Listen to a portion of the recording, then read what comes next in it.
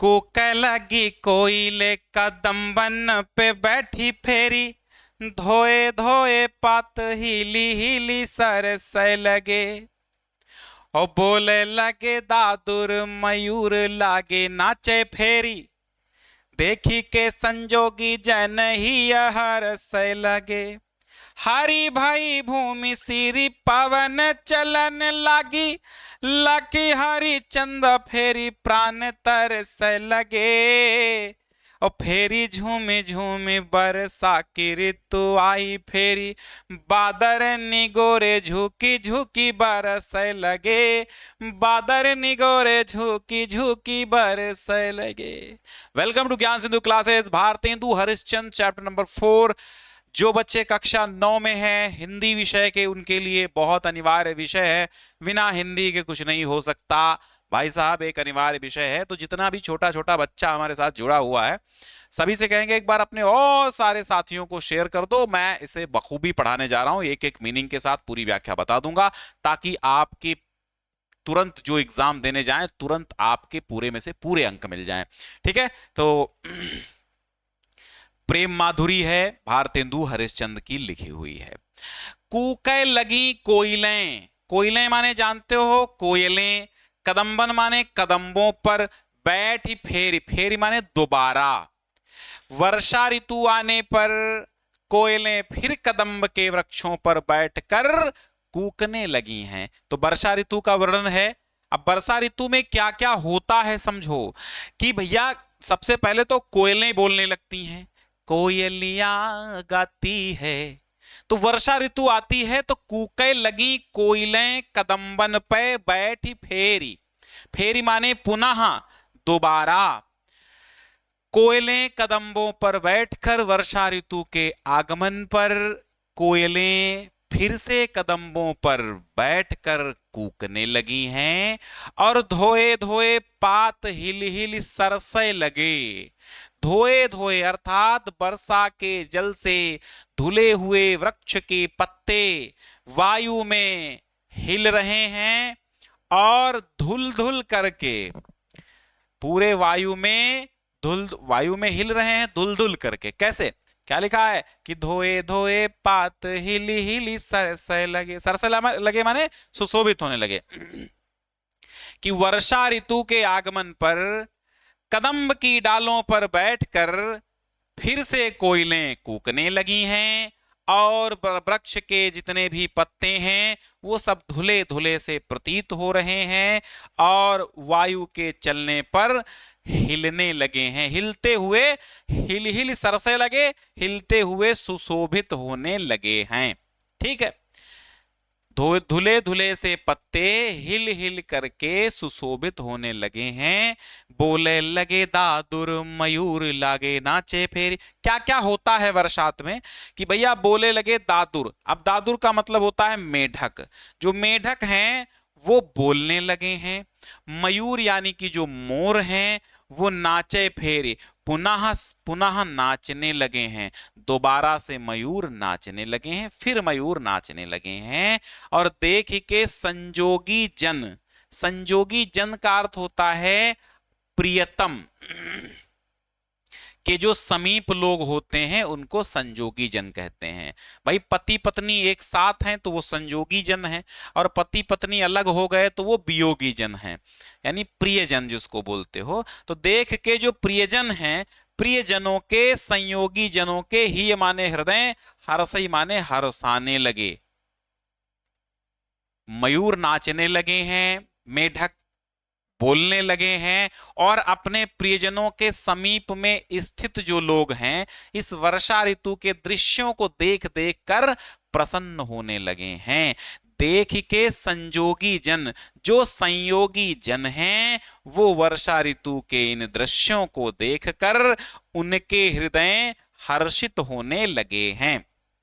हरि भई भूमि सिरी पवन चलन लागी। ठंडी, सिरी मीन्स ठंडी, पवन माने वायु। सारी भूमि जो है हरी भरी हो गई है, और पवन माने वायु, चलन लागी माने चलने लगी है। समस्त भूमि हरी भरी हो गई है, घास से युक्त हो गई है, हरियाली से युक्त हो गई है और ठंडी ठंडी हवाएं चलने लगी हैं। लखी माने देखकर हरिचंद माने भारतेंदु हरिश्चंद्र कहते हैं कि फेरी प्राण तरसे लगे, ये सब देख देख करके फिर से प्राण तरसने लगे हैं। अर्थात हमारे प्राण मिलने के लिए अपने प्रियतम से तरसने लगे हैं। भारतेंदु हरिश्चंद्र जी कहते हैं कि श्री कृष्ण को देखकर हमारे प्राण मिलने को फिर तरसने लगे हैं। तो हरिचंद माने श्री कृष्ण भी होता है, हरिचंद माने भारतेंदु हरिश्चंद्र भी होता है। तो लखी माने देखकर हरिचंद, यहां पर हम अर्थ लिखेंगे श्री कृष्ण। फेरी माने पुनः प्राण हमारे तरसने लगे हैं। इस वर्षा ऋतु में श्री कृष्ण को देखकर गोपियां कहती हैं कि हमारे प्राण फिर से तरसने लगे हैं। और फेरी झूमी झूमी बरखा की ऋतु आई फेरी। फेरी माने पुनः झूम झूम करके वर्षा की ऋतु आ गई है। और फेरी माने पुनः बादर निगोरे। निगोरे मीन्स होता है निगोड़े। ये निगोड़े, निगोड़े एक हल्की सी गाली कह सकते हो, है ना। बादर निगोरे झुक झुक बरसे लगे, फिर झूम झूम करके वर्षा ऋतु आई है और फिर से जो निगोड़े बादल हैं वो झुक झुक कर बरसने लगे हैं। तो कवि भारतेंदु हरिश्चंद्र जी ने वर्षा के मनोहारी दृश्यों का यहां पर चित्रण किया है। अगर आपसे पूछे कौन सा अलंकार है, कौन सा रस है, तो अगर आपसे पूछे ऊपर पंक्तियों में रस कौन सा है, तो यहाँ रस आपका श्रृंगार रस है। अगर पूछे भाषा कौन सी है, तो भाषा जो इनकी है वो ब्रज भाषा है। और अगर पूछे अलंकार कौन से हैं, तो अलंकार यहां पर अगर देखें तो झूम झूम जो है इसके आने से पुनरुक्ति प्रकाश अलंकार हो गया है। कौन सा है? पुनरुक्ति प्रकाश। पुनरुक्ति प्रकाश अलंकार है। पुनरुक्ति प्रकाश के साथ साथ अनुप्रास अलंकार भी यहां पर है। जहां पुनरुक्ति प्रकाश होता है वहां अलंकार अनुप्रास भी होता है। झुक झुक में देखो दो बार झा आया है तो अनुप्रास हो गया और पुनरुक्ति प्रकाश भी है। अब भाई भूमि भा की आवृत्ति है ना।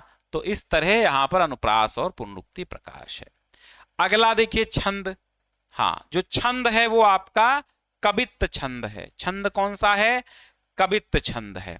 हाँ, एक बार शेयर कर दो भैया जितने लोग जुड़े हो। हाँ हाँ, शेयर करना बिल्कुल भी ना भूलिए। कि जिय पे जू होए अधिकार तो विचार कीजे, लोक लाज भलो बुरो भले निर्धारिये। जिय पे जू होए अधिकार तो विचार कीजे, लोक लाज भलो बुरो भले निर्धारिये।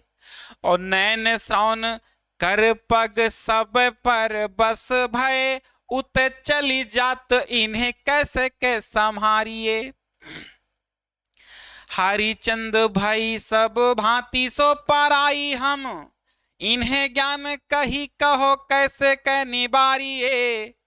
और मन में रहे जो ताही दीजिए बिसारी मन, मन में रहे जो ताही दीजिए बिसारी मन, आप बसे जामे ताही कैसे कै बिसारिये। गोपियां कहती हैं कि जियपे जू होए अधिकार तो विचार कीजिए। गोपियां कहती हैं कि हे उद्धव, इसमें यहां से लेंगे प्रसंग, उद्धव से बातचीत गोपियां कर रही हैं। तो गोपियां कहती हैं कि हे उद्धव, यदि हमारा मन, जो हमारा अपने मन पर अधिकार हो, तभी तो हम लोग लोक लज्जा भलाई बुराई आदि का निर्धारण कर सकती हैं। निर्धारिये माने निर्धारण कर सकती हैं। जियपे, जियपे माने हमारे जी पर। जू, अरे उद्धव जी, अगर हमारा अधिकार हमारे जी पर हो तभी तो हम विचार कर सकते हैं। काहे काहे का? लोक लाज भला बुरा इन सब का विचार कर सकते हैं। क्या अच्छा है क्या बुरा है इसका हम निर्धारण तभी कर सकते हैं। क्योंकि गोपियां क्या कहती कि मेरे मन पर तो श्री कृष्ण का अधिकार है। मेरे मन पर किसका अधिकार है? श्री कृष्ण का। कि जिये पे जो होए अधिकार तो विचार कीजिए। अगर हमारा अपने मन पर अधिकार हो तभी तो हम लोकलाज, अच्छे बुरे आदि का निर्धारण कर सकती हैं। नयन श्रवण कर पग। अब यहां नयन माने नेत्र, श्रवण माने कान, कर माने हाथ और पग माने पैर। पग माने हो गया पैर, कर माने हाथ, श्रवण माने कान और नयन माने आंखें। हमारी आंखें, कान, हाथ, पैर, सबय माने सभी, परबस माने दूसरे के वश हो गए हैं। ब्रज भाषा है, ध्यान रखना।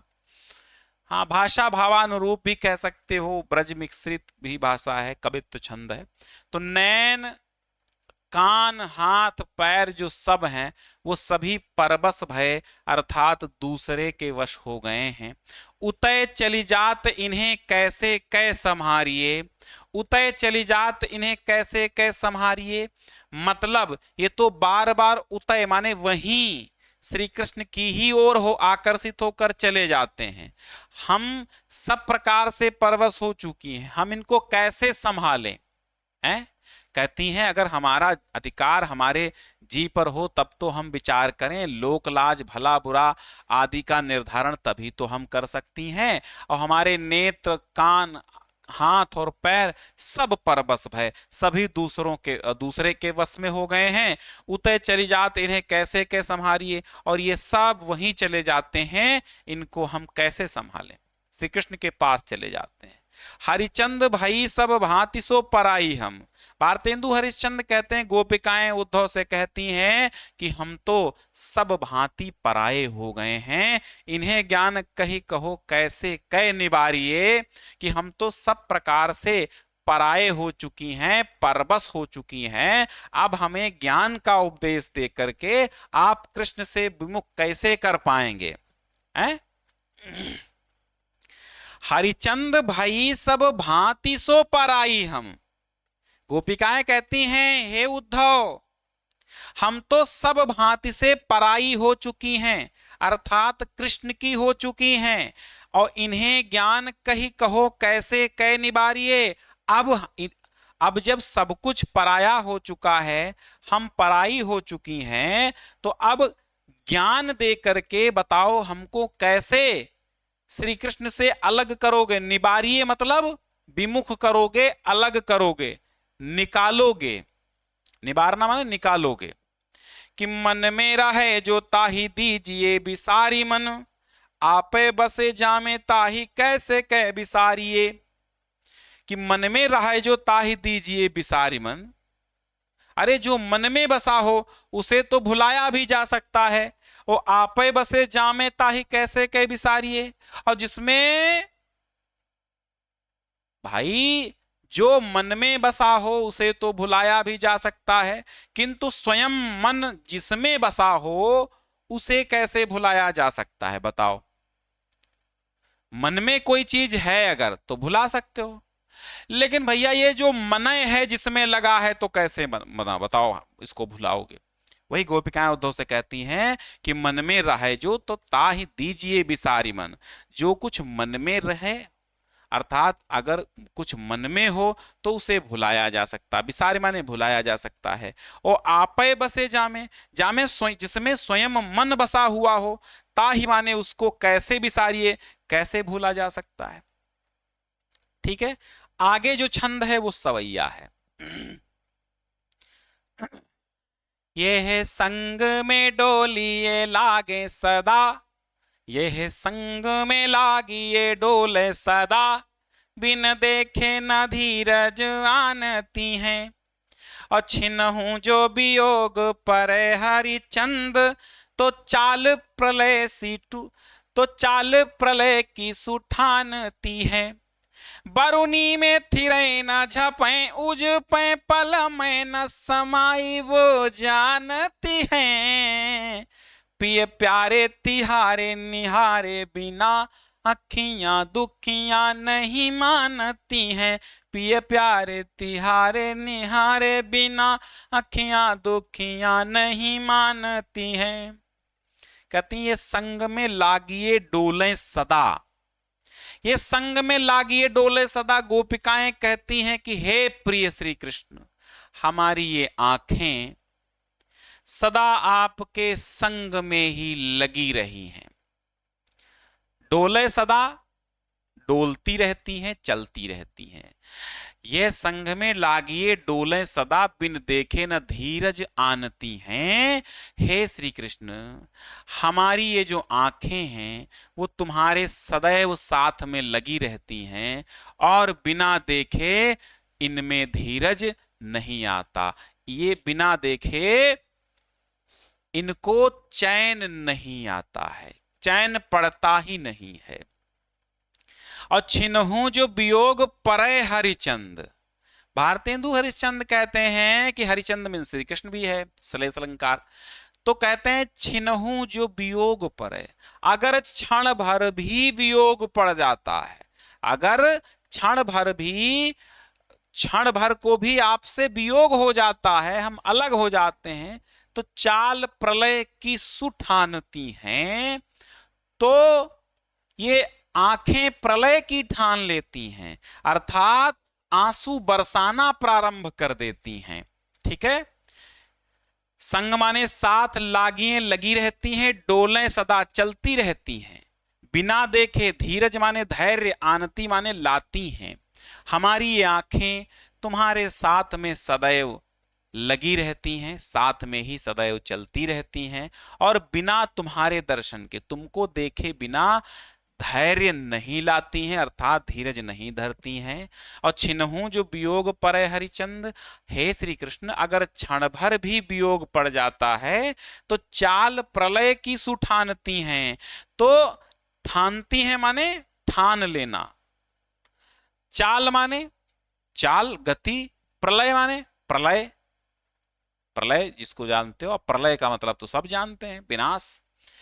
तो ये प्रलय की चाल ठान लेती हैं, अर्थात ये आंसू बरसाना प्रारंभ कर देती हैं। और बरुनी में थिरें न झपें उझपें। बरुनी मीन्स क्या होता है? बरुनी माने ये जो आंखों की पलकें होती हैं, तो ये कभी बरौनियों में स्थिर नहीं रहती हैं। बरुनी, बरौनी ये जो पलकों के बाल हैं इसके अंदर की, ये इसी को कहते हैं। तो बरुनी में थिरें न झपें उझपें, बरुनी में थिरें ना, अर्थात थिरें माने स्थिर, ना माने नहीं, बरुनी माने बरौनी। तो बरौनियों में स्थिर नहीं रह पाती हैं। झपें उझपें, कभी बंद होती हैं तो कभी खुलती हैं। पल में न समाई वो जानती हैं और पलकों में बंद होना तो इनको आता ही नहीं है, अर्थात कभी भी सोने नींद ही नहीं आती है आंखों में। तो बरुनी में थिरें न झपें उझपें, जब आपको नहीं देखती हैं हमारी आंखें तो बरौनियों में स्थिर नहीं रह पाती हैं और झपें उझपें कभी बंद होती हैं और बंद होती और खुलती रहती हैं। झपें माने बंद होना, उझपें माने खुलना। और पल में न समाई वो जानती हैं, पल में माने पलकों में स्थिर रहना, समाना माने समाना, स्थिर रहना भी नहीं जानती हैं। हे प्रिय, हे प्रिय श्री कृष्ण प्यारे, तिहारे माने तुम्हारे, निहारे माने देखे बिना, आखियां दुखियां नहीं मानती हैं। दुखियां माने दुखी, हमारी दुखी आंखें मानती ही नहीं है। गोपिकाएं श्री कृष्ण से कहती हैं, पूरे का अर्थ मैं एक बार वन शॉट में बता देता हूं कि हमारी ये जो आंखें हैं सदा आपके साथ में लगी रहती हैं, चलती रहती हैं, आपको देखे बिना इनको बिल्कुल भी चैन नहीं आता है। अगर क्षण भर भी कभी आपसे वियोग हो जाता है तो ये प्रलय की ठान लेती हैं, यानी आंसू बरसाना चालू कर देती हैं। ये कभी बरौनियों में स्थिर नहीं रह पाती हैं, कभी बंद होती हैं, कभी झपती हैं, कभी उझपती हैं, कभी बंद होती हैं, कभी खुलती हैं। और पलकों में बंद होना भी इनको नहीं आता है। हमारे प्यारे प्रिय, आपको देखे बिना हमारी दुखी आंखें बिल्कुल भी नहीं मानती हैं। यहां पर रस की बात करें तो श्रृंगार रस यहां पर भी है। छंद यहां पर सवैया छंद है, ये ध्यान रखना, इससे सवाल पूछा जाता है। इसके नीचे 3 प्रश्न दिए होंगे जिनमें से आपसे कहा जाएगा कौन सा रस प्रस्तुत पद्यांश में है, तो आप बताएंगे कि इसमें श्रृंगार रस है। ठीक है, छंद हो गया। अलंकार कौन कौन से हैं? अब यहां पर पिय प्यारे, तिहारे निहारे, अनुप्रास में अंत्यानुप्रास और अनुप्रास अलंकार है। और साथ में हरिचंद की अगर बात करें तो यहां पर श्लेष अलंकार भी देखने को मिलता है। चूंकि हरिचंद के 2 अर्थ हैं, एक तो भारतेंदु हरिश्चंद्र जी कहते हैं वो वाला अर्थ है, दूसरा हरिचंद, भारी माने भगवान चंद, अर्थात चंद्रमा के, चंद्र रूपी भगवान जो श्री कृष्ण हैं, चंद्रमा जैसे चमत्कृति वाले, वो भी कह दिए जाते हैं हरिचंद। ठीक है, भाषा ब्रज में रहेगी सब में। आगे देखिएगा कि पहिले बहु भांति भरोसो दयो, 2 और हैं, 3 बस हो जाएगा। कि पहिले बहु भांति भरोसो दयो, अब ही हम लाई मिलावती हैं। हरिचंद भरोसे रही उनके सखियां जो हमारी कहावती हैं। अब वे जुदा हो रही हमसो, अब वही जुदा हो रही हमसो, उलटो मिली के समझावती हैं। पहले तो लगाई के आगी अरी जल को, अब आप ही धावती हैं। कि पहले बहुभांति भरोसो दयो, पहले बहुभांति भरोसे दयो, हे सखी पहले तो तुमने हमें बहुभांति माने बहुत प्रकार से भरोसा दिलाती थी,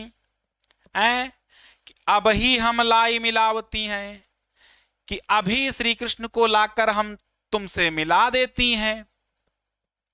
हरिचंद भरोसे रही उनके सखियां जो हमारी कहावती हैं। भारतेंदु हरिश्चंद्र जी कहते हैं कि जो मेरी अपनी सखियां कहलाती हैं, मैं उनके ही भरोसे पर बैठी रही है। तो सखी से एक सखी से कहती है कि तुमने कहा था श्री कृष्ण से प्रेम कर लो। हे सखी पहले बहुभांति भरोसो दयो, पहले तुमने बहुत प्रकार से हमको भरोसा दिया, भरोसा दिलाया। अब ही हम लाई मिलावती, अब ही माने अभी, हम लाई माने ला करके, मिलावती माने मिलाती हैं, हम अभी ला करके श्री कृष्ण से तुमको मिलाती हैं। हरिचंद भरोसे रही उनके, गोपिका कहती है कि मैं तो उन सखियों के भरोसे रही जो हमारी, उनके भरोसे रही जो हमारी सखियां कहलाती हैं। अब वे ही जुदा हो रही हमसो, अरे दादा अब तो वो ही हमसे जुदा हो रही हैं। जुदा माने अलग हो रही हैं, वे ही माने वही, अब वही हमसे अलग हो रही हैं। उलटो मिलकर समझावती हैं, और उल्टा मिलकर के हमको समझा रही हैं, मुझे ही उल्टा समझा रही हैं। क्या कि हमको ही उल्टा समझा रही हैं कि परेशान न हो, ये है वो है। पहले तो मेरे हृदय में प्रेम की आग भड़का दी, अब उल्टा हमको ही समझा रही हैं। श्री कृष्ण को मिलाने की अपेक्षा वो हमको उल्टा ही समझा रही हैं। अब वही जुदा हम हो रही हमसो, अब वही हमसे अलग हो रही हैं और उल्टे हमको समझा रही हैं। पहले तो लगाई के आग अरी जल को, अब आप ही धावती हैं। अरे पहले तो प्रेम, श्री कृष्ण के प्रेम रूपी आग भड़का दी, अब खुद ही जाकर के स्वयं जल लेने के लिए दौड़ी जाती हैं। ये कहाँ का न्याय है? तो पहले तो लगाई के आग अरी जल को, अब आप ही धावती हैं। पहले तो श्री कृष्ण के प्रेम रूपी आग, कैसी आग? प्रेम रूपी आग, रूपक अलंकार है। पहले तो श्री कृष्ण की प्रेम रूपी आग लगा दी, अब स्वयं ही, आप ही माने स्वयं ही, धावती माने दौड़ती हैं जल को, अर्थात जल लाने के लिए। अब स्वयं ही जल लाकर उसे बुझाने के लिए दौड़ रही हैं। ये कहां का न्याय है? ठीक है, चलो आगे देखिए अगली सवैया। कि उधो जो सुधो गहो वाह मार्ग ज्ञान की तेरे जहां गुदरी है। उधो जी सुधो गहो वाह मार्ग ज्ञान की तेरे जहां गुदरी है।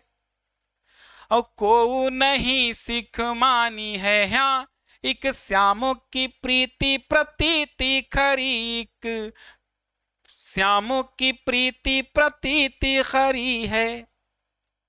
ये ब्रज बाला सब एक सी हरिचंद जो मंडली ही बिगड़ी है। और एक जो होए तो ज्ञान सिखाइए कूप ही में यहाँ भांग परी है। गोपिकाएं कहती हैं उद्धव से कि ये उद्धव सूधो गहो यह मार्ग, सीधे पकड़ लो ये रोड और निकल लो यहां से। उद्धव आते हैं गोपिकाओं को समझाने कि आप लोग किसी निर्गुण ब्रह्म की उपासना कर लीजिए, श्री कृष्ण से प्रेम छोड़ दीजिए, योग साधना में रम जाइए। अब गोपिकाएं तो समझते हो लड़कियां जहां 10-12 होंगी क्या होगी हालत एक समझाने वाले व्यक्ति की है। अब उसको भाई उराहने देना शुरू कर दिया गोपिकाओं ने। कहती हैं क्या कहती हैं कि उधो जो सूधो गहो यह मार्ग। सूधो माने सीधे, गहो माने पकड़ लो, मार्ग माने रास्ता। ए उधो तुम ये सीधा मार्ग पकड़ लो, ये सीधा रास्ता पकड़ लो। ज्ञान की तेरे जहां गुदड़ी है, तुम्हारे ज्ञान की जहां गुदड़ी रखी हुई है वहीं चले जाओ। यहां तुम्हारी ज्ञान वाली बातें, श्री कृष्ण से अलगाव वाली बातें कोई नहीं सुनेगा। कोई निर्गुण ब्रह्म की उपासना नहीं करेगा, हम योग साधना बिल्कुल नहीं करेंगे। उद्धव जी सूधो गहो वह मार्ग। हे उद्धव तुम उस मार्ग पर सीधे चले जाओ, पकड़ लो उसी मार्ग को और सीधे चले जाओ। ज्ञान की जहां गुदड़ी है, अर्थात तुम्हारे ज्ञान की गुदड़ी जहां पर रखी। गुदड़ी एक मोटा सा बिस्तर कह सकते हो, बेडशीट मोटी सी कह सकते हो, या फिर एक गठरी भी कह सकते हो। को नहीं सिख मानी है, सिख माने शिक्षा, तुम्हारी शिक्षा यहां पर कोई नहीं मानेगा। या माने यहां, यहां तुम्हारी सीख कोई मानने वाला नहीं है। एक श्याम की प्रीति प्रतीति खरी है। केवल यहां पर एक श्याम अर्थात श्री कृष्ण के प्रेम में खरा विश्वास है, खरी प्रतीति है। प्रतीति मीन्स विश्वास, खरी माने मजबूत, प्रीति माने प्रेम, श्याम माने श्री कृष्ण। को नहीं सिख मानी है यहां तुम्हारी सीख कोई नहीं सुनने वाला। यहां सिर्फ और सिर्फ एक श्याम के प्रेम का अटल विश्वास है। ये ब्रजबाला सबई एक सी। और हे उद्धव ये ब्रज की लड़कियां सब एक सी हैं। हरिचंद जो मंडली ही बिगड़ी है। भारतेंदु हरिश्चंद्र जी कहते हैं कि पूरी की पूरी ये मंडली ही बिगड़ी हुई है।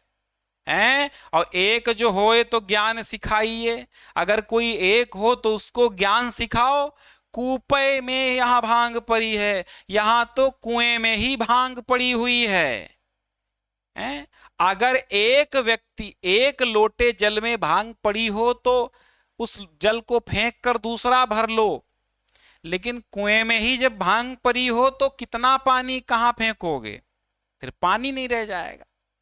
तो गोपिकाएं कहती हैं यहां पूरी की पूरी मंडली ही श्री कृष्ण के प्रेम में रमी हुई है। तुम समझाने की कोशिश बिल्कुल ना करो, निकल लो, अपने मार्ग पर चले जाओ जहां तुम्हारे ज्ञान की गुदड़ी रखी हुई है। यहां कोई भी तुम्हारी सीख नहीं मानेगा, क्योंकि सभी का प्रेम, अटल प्रेम का विश्वास, श्री कृष्ण पर अटल विश्वास है। श्री कृष्ण के प्रेम में मजबूत विश्वास सभी का है। और ये ब्रजबालाएं सब एक जैसी हैं, कोई तुम्हारा कहना नहीं मानेगा। पूरी की पूरी मंडली ही बिगड़ी हुई है। और किसी एक गोपी की बात होती तो तुम उसे ज्ञान उपदेश दे देते, लेकिन यहां तो कुएं में ही भांग पड़ी है। अर्थात सभी श्री कृष्ण के प्रेम रस में सराबोर होकर पागल सी हो गई हैं, किस किस को समझाओगे? इसलिए तुम्हारा उपदेश देना व्यर्थ है, तुम भैया अपने रास्ते चले जाओ। तो यहां पर भी अनुप्रास और रूपक अलंकार आया है, छंद सवैया है, शैली मुक्तक है, भाषा सरस ब्रज भाषा है, रस श्रृंगार है। ठीक है, आगे देखिए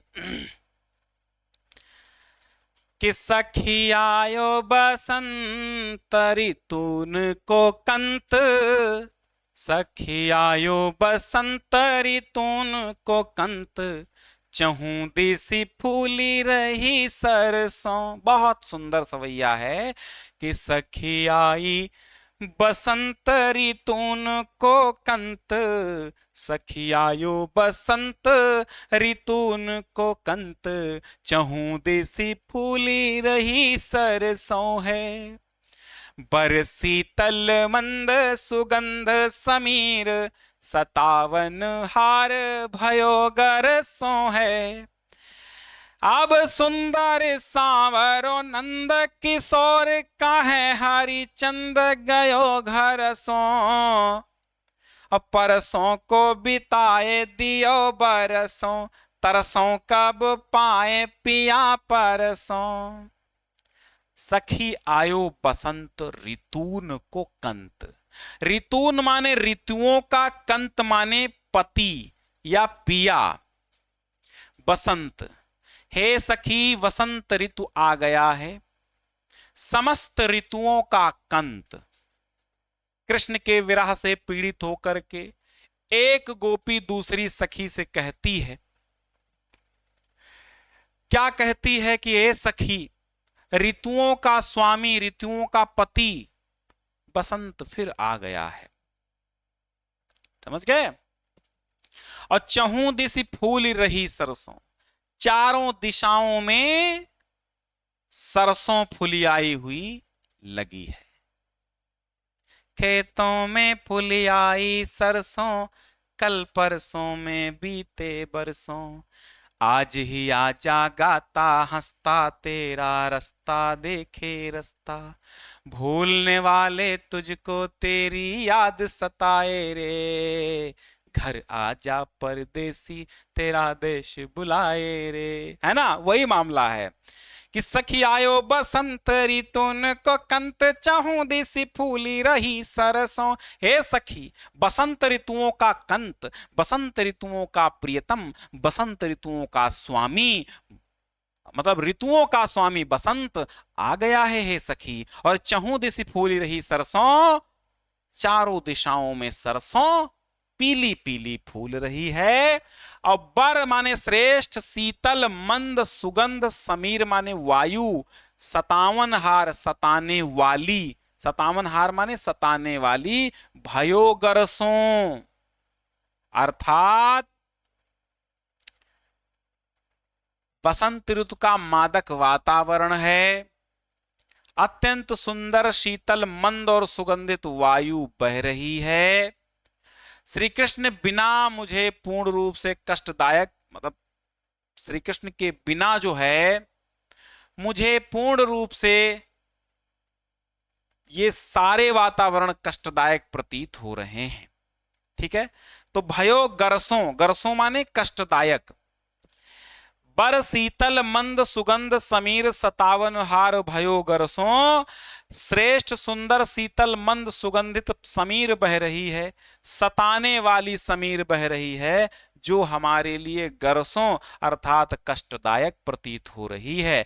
अब सुंदर सांवरो नंद किशोर, काहे हरिचंद गयो घर सो। अरे अब सुंदर सांवरो माने सांवला, नंद किशोर माने श्री कृष्ण, काहे हरिचंद, हरिश्चंद्र जी कहते हैं कि अरे अब सुंदर सांवला नंद किशोर श्री कृष्ण घर से चला गया है। परसों को बिताए दियो बरसों, लेकिन घर जब चला गया, परसों कह कर गया था लेकिन परसों को बरसों बिता दिया। और तरसों, अब हम तरस रही हैं, कब पाएं कब पाऊं, तो पिया माने प्रियतम को, परसों माने स्पर्श करूं। यहां पर यमक अलंकार बहुत जबरदस्त है। देखो, इस परसों का अर्थ है बीता हुआ बीता हुआ दिन से पहले का दिन, यानी बीता हुआ 2 दिन पहले बीता हुआ समय परसों है, और इस परसों का अर्थ है स्पर्श करना, तो इसलिए यहां पर यमक अलंकार है। कहते हैं श्री कृष्ण परसों आने को कह के गए थे, यानी अगले दिन के अगले दिन, भविष्य में परसों मतलब आने वाला दूसरा दिन, तो परसों कह के गए थे, लेकिन उस परसों को बरसों बिता दिया। 2 दिन मात्र कह के गए थे, लेकिन बरसों बीत गए परंतु अभी नहीं आए हैं। अब हम तरसों अर्थात हम तरस रही हैं।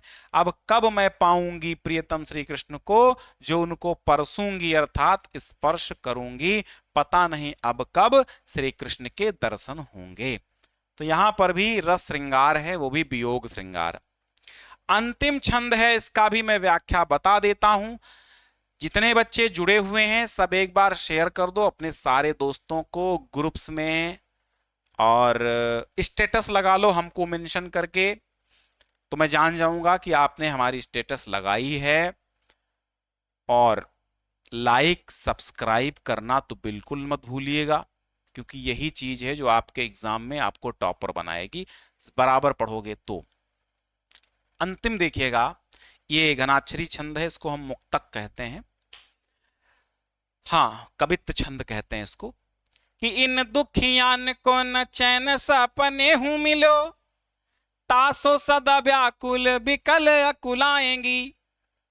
सुंदर है, मस्त है। कि इन दुखियान को न चैन सपने हूं मिलो, तासो सदा व्याकुल बिकल अकुलाएंगी। प्यारे हरिचंद जू की बीती जानी औधि प्राण, चाहत चले पे तो संग ना समाएंगी। देखो एक बार हूं न नैन भरी तो ही आते, जौन जौन लोक जइयो तहां पछताएंगी। और बिना प्राण प्यारे भय दरस तुम्हारे हाय, मरे हु पे आंखें ये खुली की रह जाएंगी, मरे हु पे आंखें ये खुली ही रह जाएंगी। तात्पर्य ये है, विरहिणी गोपिकाएं हैं। एक अमीर खुसरू ने भी बहुत पहले लिखा था, प्रेम की पराकाष्ठा है, सच्चा प्रेम है। अमीर खुसरू ने लिखा था कि कागा चुन चुन खाइयो, मोरी देही का मास, दुई नैना मत खाइयो, मोहे पिया मिलन की आस। वही आशा आज यहां पर है। क्या कहते हैं कि इन दुखियान को न चैन सपन हूं मिलो, तासो सदा व्याकुल बिकल अकुलाएंगी। इन दुखियान अर्थात गोपिकाएं विरहिणी हैं, श्री कृष्ण से अलग हैं। गोपिकाएं कहती हैं कि प्रियतम श्री कृष्ण के विरह में व्याकुल हैं। कहती हैं इन दुखियान, दुखियान माने दुखी नेत्रों को स्वप्न में भी शांति नहीं मिल पाती है। इन दुखियान को न चैन सपने हूं मिलो, सपने में भी इन दुखी नेत्रों को, किसको बोले दुखियान? नेत्रों को, कि सपने में भी इन दुखी नेत्रों को चैन नहीं मिला। तासो माने इसलिए सदा व्याकुल बिकल अकुलाएंगी, इसलिए ये सदा प्रिय दर्शन के लिए व्याकुल होते रहेंगे। श्री कृष्ण के दर्शन के लिए ये आंखें सदा व्याकुल होती रहेंगी। तासो माने इसलिए, सदा माने सदैव, व्याकुल बिकल माने बेचैन होकर के अकुलाएंगी, व्याकुल होंगी, परेशान होंगी। अब व्याकुल बिकल और अकुलाना बात एक ही है, लेकिन अब कवि ने लिखा है तो पढ़ो भाई साहब। तो व्याकुल होकर के, बिकल माने बेचैन होकर के, अकुलाएंगी व्याकुल होती रहेंगी, परेशान होती रहेंगी। प्यारे हरिचंद जू की बीती जानी अवधि प्राणी, चाहत चले पे ये तो संग ना समाएंगी। प्रियतम के लौट आने की अवधि को बीतती हुई जानकर मेरे प्राणों के साथ नहीं जाना चाहते हैं। कौन? ये आंखें। प्यारे हरिचंद जू की बीती जानी औधि प्राण, एक सखी वो समझ लो जाने को है, यानी मरने को है, वो कह रही है, क्या कह रही है कि प्यारे हरिचंद जू की बीती जानी औधी प्राण, चाहत चले पये तो संग ना समाएंगी। कहते हैं प्यारे हरिचंद जू अर्थात प्यारे श्री कृष्ण जी की अवधि बीत चुकी है, अब वो ब्रज को वापस आ रहे हैं। ये जान करके प्राण चाहत चले, प्राण तो जाना चाहते हैं पर ये तो संग ना समाएंगी, पर ये आंखें उनके साथ नहीं जाएंगी, नहीं जाना चाहती। देखो एक बारहू न नैन भरी तो ही आते हैं, जौन जौन लोक जइहें तहां पछताएंगी। देखो एक बार ना, एक बार भी नैन भरी, नैन भर के तो ही माने तुमको याते माने इसलिए, जौन जौन माने जिस जिस लोक जइहें तहां पछताएंगी, वहां वहां पश्चाताप करेंगी। समझ में बात आई? क्योंकि इन आंखों ने अपने प्रियतम श्री कृष्ण को जी भर कर नहीं देखा है, इसलिए जिस किसी भी लोक में ये नेत्र जाएंगे वहां पश्चाताप ही करेंगे। तो हे उद्धव, बिन प्राण प्यारे भय दरस तुम्हारे हाय, मरेहू पे आंखें ये खुली ही रह जाएंगी। तो बिना प्राण प्यारे श्री कृष्ण के भय दर्शन, दर्शन हुए तुम्हारे हाय, हे प्राण प्यारे श्री कृष्ण बिना तुम्हारे दर्शन हुए, मरेहू पे, मरने के बाद भी ये आंखें खुली की खुली ही रह जाएंगी। बात समझ में आई? किन कागा चुन चुन खाइयो, अभी मैंने क्या सुनाया कि कागा चुन चुन खाइयो, मोरी देही का मांस, दुई नैना मत खाइयो, मुहे पिया मिलन की आस। क्योंकि नेत्र, कोई प्रार्थना विरहिणी नायिका करती है कि सारा शरीर तुम चुन चुन के मांस, एक एक मांस का टुकड़ा खा जाना, बस तुमसे यही विनती है कि दो नेत्र मत खाना, क्योंकि मुझे प्रियतम के मिलने की आशा मरने के बाद भी है। यहां पर वही आशा यहां गोपिका की भी है। गोपिका कहती है कि इन दुखियान को न चैन सपने हो मिले, तासो सदा बाकुल बिकल कुलाएंगी। इन दुखी नेत्रों को कभी सपने में भी चैन नहीं मिला, ये सपने में भी रोती रही श्री कृष्ण के बिना, इसलिए ये सदैव व्याकुल होकर के, बेचैन होकर के, परेशान होकर के दुखी होती रहेंगी। और प्यारे हरिचंद्र जी की बीती जानी अवधि प्राण, चाहत चले पे तो संग ना समाएंगी, कि श्री कृष्ण की अब अवधि समाप्त हो चुकी है, वे वापस आ रहे हैं, ऐसा जानकर हमारे प्राण जा रहे हैं, फिर भी ये आंखें प्राणों के साथ नहीं जाना चाहती हैं। देखो एक बार हूं न नैन भरी तो ही आते, जौन जौन लोक जइहें तहां पछताएंगी। तुमको एक बार हमने नेत्र भर के भी नहीं देखा है, इसलिए जहां जहां प्राण जाएंगे, जहां जहां ये नेत्र उसी के साथ जाएंगे, वहां वहां पछताएंगे। और बिना प्राण प्यारे भय दरस तुम्हारे हाय, मरेहू पे आंखें खुली रह जाएंगी। गोपिकाएं कहती हैं तुम श्री कृष्ण के, श्री कृष्ण हे उद्धव, श्री कृष्ण से जाके कह देना कि हमारे नेत्र मृत्यु के पश्चात भी तुम्हारे दर्शन की प्रतीक्षा करेंगे, और मरने के बाद भी तुम्हारे दर्शन के बिना ये हमारी आंखें खुली की खुली रह जाएंगी।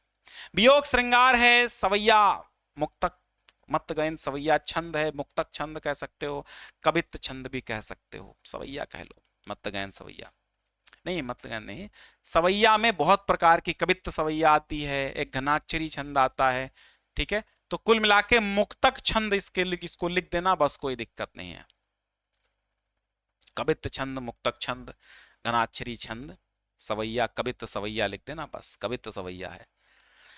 तो ये सातों के सातों पद्यांश हमने आपको पढ़ा दिए हैं। देखो यहां पर मेन अहम चीज पढ़नी ये है कि आपको व्याख्या जब आती होगी तभी आप इसके प्रश्नों का हल कर पाएंगे। जरूरत नहीं है कि आप पद्यांश आधारित प्रश्नोत्तर रटें, जरूरत नहीं है कि पद्यांशों पर निर्मित जो प्रश्न है उनका रट्टा मारें। जरूरत इस बात की है पद्यांश को पहचाने, और जरूरत इस बात की है कि उसकी व्याख्या आपको अच्छे से आनी चाहिए। और मैंने एक एक मीनिंग के साथ एक एक लाइन की व्याख्या आपको बता दी है, तो इसलिए लाइक सब्सक्राइब करके शेयर कर देना। अब मैं यहीं पर इस क्लास को समाप्त करता हूं और अगली क्लास जो है हमारी काव्य की ही होगी और वो आपकी मैथिली शरण गुप्त की मैं पंचवटी पढ़ा दूंगा और जितने भी जीवन परिचय इंपॉर्टेंट हैं वो सब करा दूंगा मैं। ठीक है, तो पंचवटी जो है बहुत इंपॉर्टेंट है। चारु चंद्र की चंचल किरणें सुनाएंगे, जब मैं अगली बार ये पढ़ाऊंगा तो जरूर सुनाएंगे। ठीक है, तो धन्यवाद आप सभी का मेरे प्यारे प्यारे नन्हे मुन्ने बच्चों।